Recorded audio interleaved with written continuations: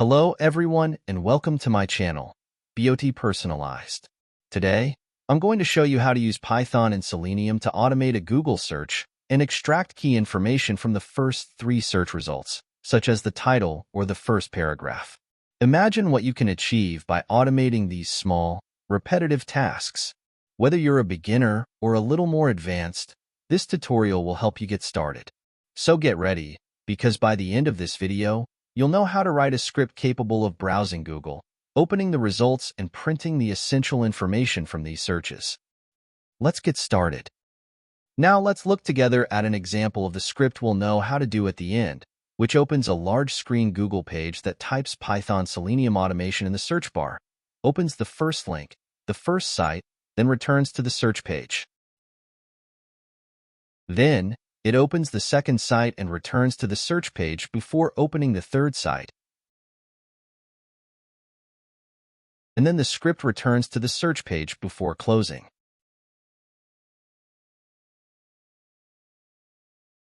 So, in the console just to your right, we can see that the title of the first site appears with the title, then the third paragraph of this site appears, and then we have the same thing for site number 2 and site number 3.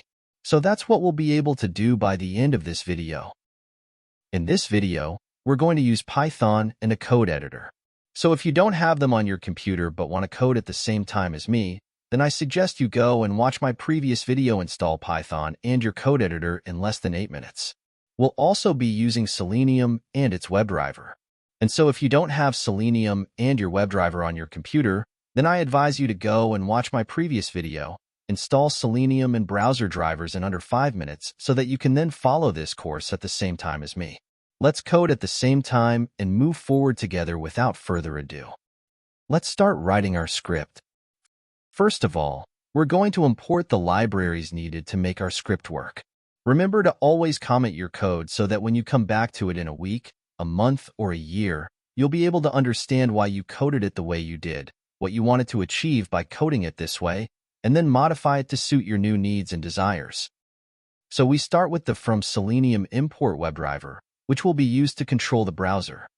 Next, we'll import the from Selenium .WebDriver.common .by, import by, which will be used to locate elements on the web page by ID, for example, or by their tag name, by their class, or by various other methods we'll see later. We'll then import from Selenium .WebDriver.command .keys, import keys, which will simulate keyboard actions. In this case, for example, pressing the Enter key on the keyboard.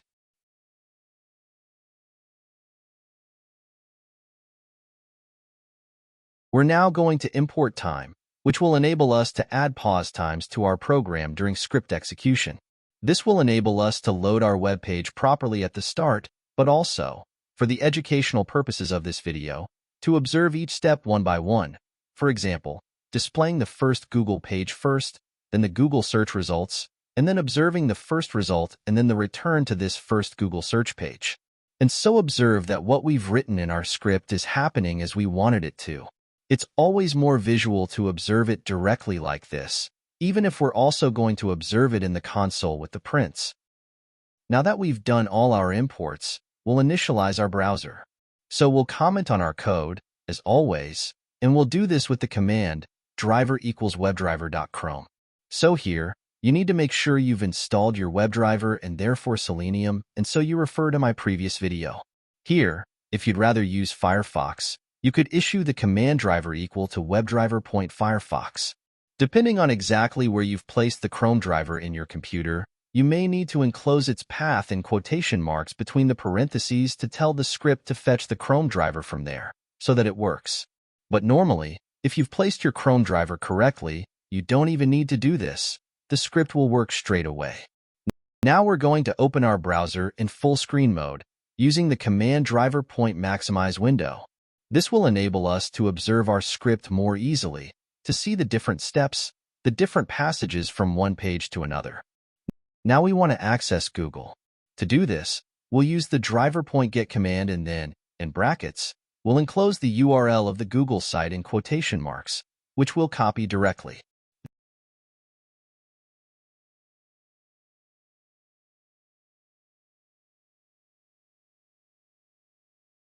This is perfect.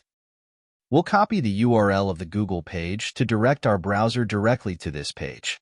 We'll then add a time.sleep of 3 seconds, which will allow us to wait for 3 seconds in order to stay on this Google page for 3 seconds so that we can observe our first step calmly and then have time to load everything. Now we want to find the search bar on our Google page. To do this, we'll create a variable we'll call searchbox. We'll say it's equal to driver.findElement, in brackets, by, so we imported earlier the by. And here it's going to be by.name.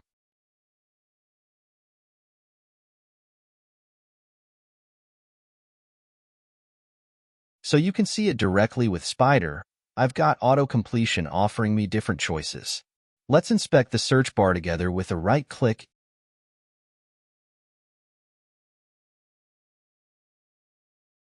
and right here. You can see name equal to Q. It's perfect. We'll now indicate this in our script. So here we have name, comma, Q. You should know that search bars generally have a name equal to Q in the HTML page for most browsers. Now we're going to enter information with a search box send keys. So send keys will allow us to send as if we were writing on the keyboard. And here, for example, we'll type Python Selenium automation to indicate that we're searching for Python Selenium automation.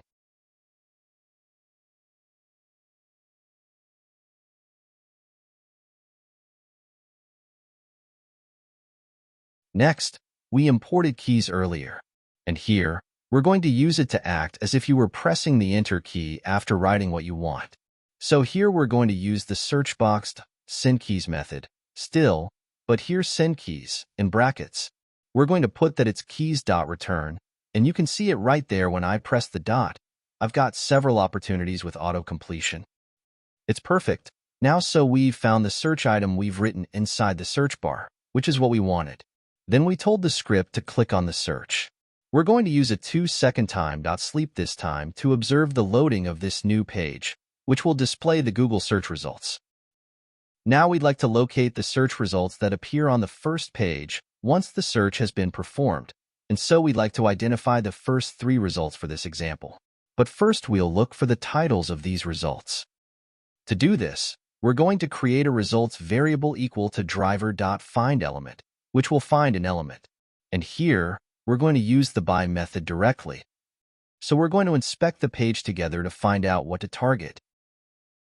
So we've typed in the search in here. When we click on the first site, we right-click Inspect, and we can see that it's an H3 class.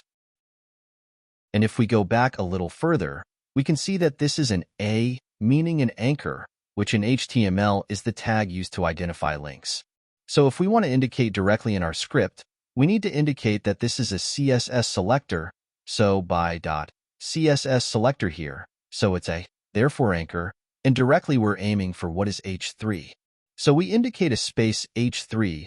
This will allow us to select the H3 tags that will contain the result titles inside the links. Now we want to browse the first 3 results we found. To do this, we'll use a for loop with the command for I in range. And then, in brackets, we'll write min between 3, len, and in brackets, results. So I'll explain. Here we have the for I in range loop. We're going to increment variable I, and we want to display 3 results, the first 3. But let's say there are only 2 results. It would generate an error if we went all the way to the 3rd. That's why we take the minimum between 3, the value we want, and len of results, which will be the number of results corresponding to the size of the results array. Now we want to display the complete link.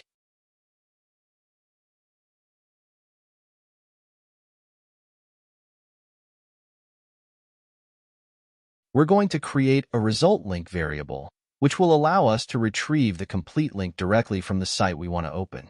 We want to go back to the parents A of the H3 tag to obtain this complete link. So we're going to use a familiar HTML method directly with results in square brackets I. So for this iteration here, point find element, so by XPath,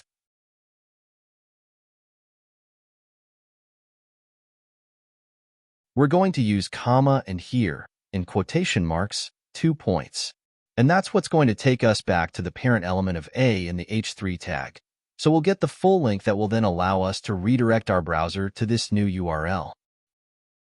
Now we want to retrieve the URL of the link via its href attribute. We'll create a variable href equal to result_link.getAttribute. So here, getAttribute will allow us to retrieve different types of attributes such as the ref, the inner HTML, or the src, which will be the equivalent of the URL, but for an image, for example. And so here, between brackets, between quotation marks, we're going to write href, and here now, in order not to generate an error, we're going to check if a valid link was found with an if href, and this if href is in fact equivalent to a Boolean. It will return a Boolean true or false to check whether href is null or not, and so depending on this, the if condition will be executed or not, and here the aim for us will be, if the valid link exists, to go and make a driver.get, and so the URL, which will be the href variable we defined just before, and this would therefore allow the link to be opened in the same tab. Then, as we did in our presentation right at the beginning with the script in the console you can see on the right, we displayed the title of each site. To do this, we print the site title in brackets, and here we're going to put i+1, because in Python tables start at 0, so here the first site is 0 plus 1. So i+1, and then when we get to the second site, it'll be the index 1, which will be 1, and in fact will be at i+1, so 2, and then here we're going to add a comma between quotation marks, and then with a small space, and then comma. And here we're going to create a driver.title that will directly display the title of the current page. Now we're going to extract the page's paragraphs. So we want to extract all the paragraphs. We're going to create a paragraph variable, and we're going to say that it's equal to driver.findElements.